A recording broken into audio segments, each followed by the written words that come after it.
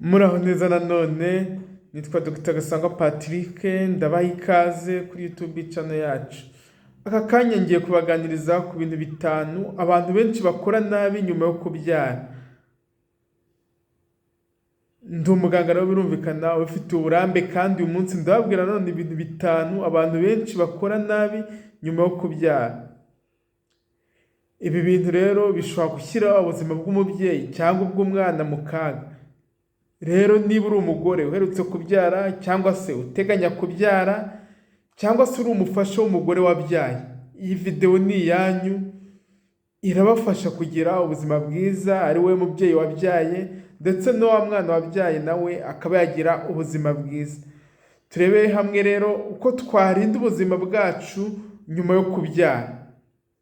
Turebera hamwe ibintu bitanu abantu benshi bakunze gukora nabi nyuma yo kubyara bishobora gushyira mu kaga ubuzima bw'umwana cyangwa se ubuzima bw'umubyeyi wabyaye.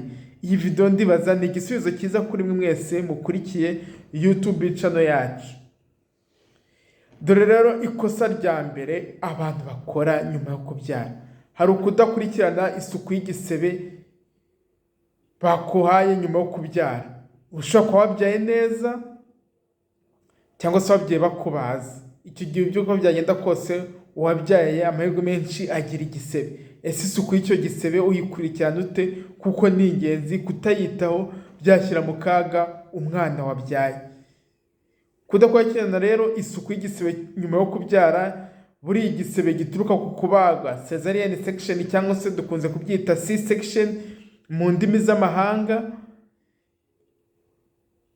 Rero cyangwa se ari igisebe cyo hasi nyuma yo kubyara bisanzwe birabita kubyara neza cyangwa se ngo bakongereye cyangwa se bagukoreye episiotomy.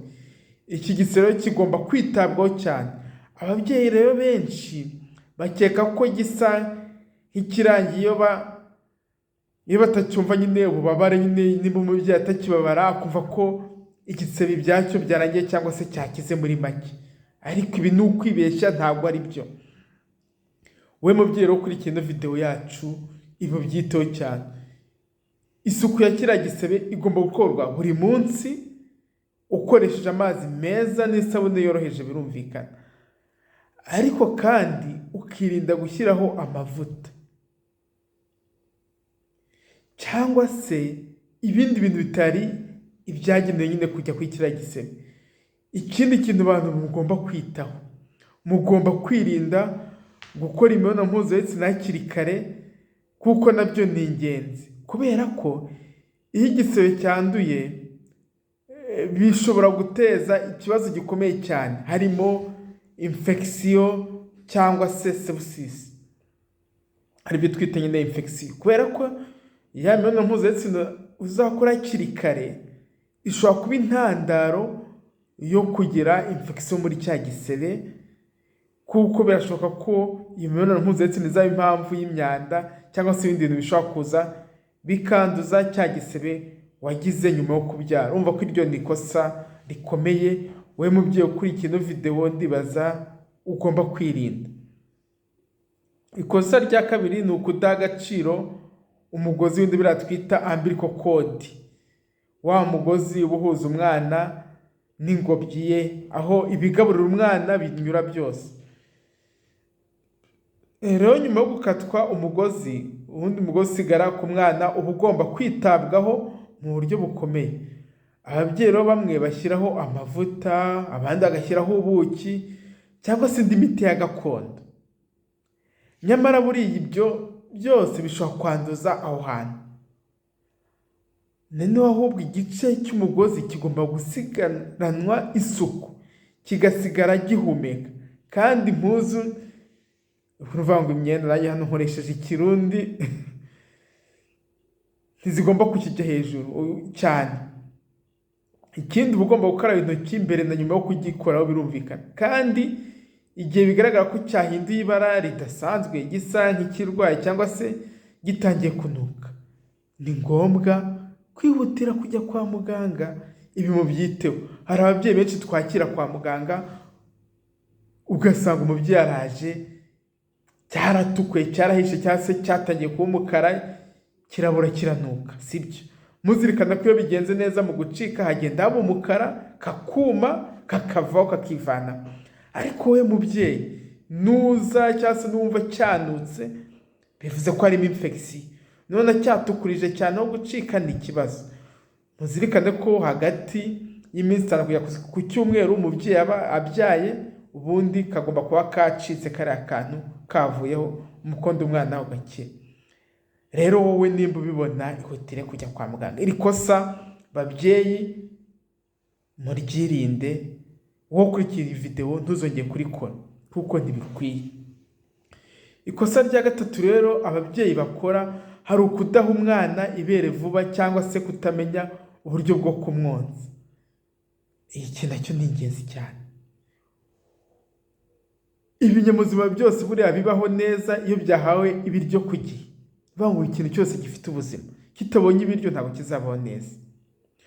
Umwana rero nawe nuko hari ababyeyi batinda kumuha ibere kubera ko bumva umubiri utarakira, abandi ntibamenya uko umwana afata ibere. Ikindi ari ugutinda gutangira konsa bishobora guteza ikibazo cy'imisemburo aribyo twita hormone imbalance, akabaho no kugabanuka kw'amashereka ndetse n'indwara nk'iyitwa hypoglycemia cyangwa uvuga ngo ni isukari nkeya ku mwana. Byaba byiza rero umubyeyi ahabwa ubufasha n'umuforomo w'inararibonye cyangwa se umuganga kugira ngo amenye uko abigenza. Iki mucyiteho babyeyi, habwa ubufasha n'umuntu ufite inararibonye kugira ngo umenye uko wita cyangwa se wonsa umwana wawe. Ufite mama wawe, ufite abaturanyi, ababyeyi b'inshuti zawe bamaze iminsi bonsa cyangwa se babimenyereye, bashobora kukugira inama y'uko wabyitwaramo. Ariko nimba ntabo, gisha inama muganga wawe kuko nubwo yaba atabizi neza ariko muganga aba afite iby'ibanze byagufasha mu konsa akakugira inama. Rero konsa umwana ibere igihe cyagenwe ni ingenzi. Tuzirikana ko umwana yonka buri masaha 2 nyuma yuko avutse. Buri masaha 2 umwana wawe ujye umuha ibere, ibizatuma agira ubuzima bwiza. Ikosa rya kane rero abantu bakora hari ukwirengagiza ibimenyetso by'akaga ku mubyeyi.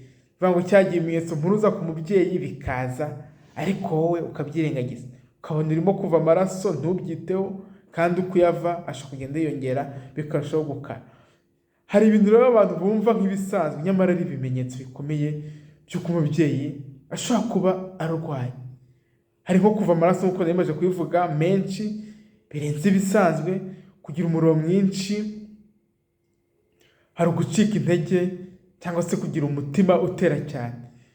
Ibyo byose rero bikwiye gufatwa nk'ibikomeye. Buri mubyeyi wese buriya agomba kumenya ibimenyetso by'akaga cyangwa ibimenyetso mpuruza, kandi agahabwa ubujyanama mbere yo kuva kwa muganga. Izi ni inshingano z'abaganga. Niyo mpamvu we mubyeyi wabyariye kwa muganga ntukave kwa muganga muganga akubyaje atakubwiye ibimenyetso mpuruza byatuma cyangwa se uramutse ubibonye byatuma wihutira kugaruka kwa muganga igitaraganya. Mu byitero babyeyi mubaza abaganga, mubakoreshe ubumenyi bafite, abubahe bubafashe kuko nicyo tubereyeho. Ikosa rya 5 ababyeyi benshi bakora hari ukutagira gahunda yo gusura muganga nyuma yo kubyara. Ugasanga umuntu arabyaye aragiye birarangiye. Ntabwo ari byo. Wewe mubyeyi ukurikiye iyi video, iri kosa ntirizakubeho. Nyuma yo kubyara umubyeyi yakabaye asubira kwa muganga kugira ngo wewe mubyeyi ubonane na muganga w'ababyeyi ndetse n'umwana ubonane na muganga w'abana. Kubera ko hari ibishobora kuba kuri wewe mubyeyi, hari infection, hari umuvuduko w'amaraso n'ibindi bibi bishobora kuba ku mubyeyi nyuma yo kubyara ushobora kutamenya ukumye mu rugo.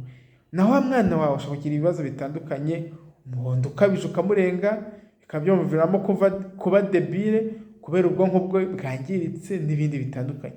Rero ugerageza ujye kwa muganga nyuma yo kubyara bagukurikirana. Abantu rero benshi bibwira ko kwa muganga bagiye gusa igihe babaye habe ikibazo, nyamara nyuma yo kubyara hari ibikenewe kugenzurwa. Icya mbere nko kugenzura uko nyabyeyi yifashe, uko umubyeyi yumva ameze, n'ibijyanye n'umwuka w'amarangamutima nyine. Ese nyuma yo kubyara umubyeyi ameze ate? Tuzi ko hari abantu barakubyara bakagira depression, tubyita postpartum depression. Ibi byose ni muganga uzemenya, we mubyeyi uri mu rugo ntabwo uzemenya. Ikindi hari inkingo umwana aba akeneye, ibi byose muganga arabikubwira, no kumenya niba yongera ibiro uko bikwiye nyine wa mwana nimba akura. Ibi byose rero bikorwa mu biganiro byo kwa muganga byitwa postnatal care, cyangwa se ku bana tukabyita antenatal care, cyangwa se tukabyita neonatal care cyangwa se neonatal visit. Ibi byose rero bikorwa mu biganiro byo kwa muganga. Gahunda imwe cyangwa se ebyiri mu byumweru bibiri bya mbere irahagije ngo muganga amenye niba ibintu byose biri kugenda neza kuri uyu mubyeyi nyuma yo kubyara. Ndibaza rino video ni nziza kuri twese, yadufashije. Murakoze rero cyane kuba mwarebye iyi video. Nizeye ko izi nama we mu byo kuri iyi video zagufashije kumenya uko witwara neza nyuma yo kubyara, yaba uri umugore cyangwa se uri umugabo cyangwa se umubyeyi wese wifuza kugira uruhare mu kurinda ubuzima bw'umuryango. Iyi video ni iyanyu, mwandike muri comment icyo mwize uyu munsi. Iyi video muyisharinga abandi babyeyi, kandi mwibuke ko ino channel yacu cyangwa se ino channel yanyu, ino YouTube channel ya Dr. Gasangwa Patrick ni ingenzi kuri mwe, ariko kubishimangira ni ugukanda subscription kugira ngo dukomeze twige byinshi ku buzima bwacu. Murakoze rero cyane. Bye bye. Ciao ciao. Bye.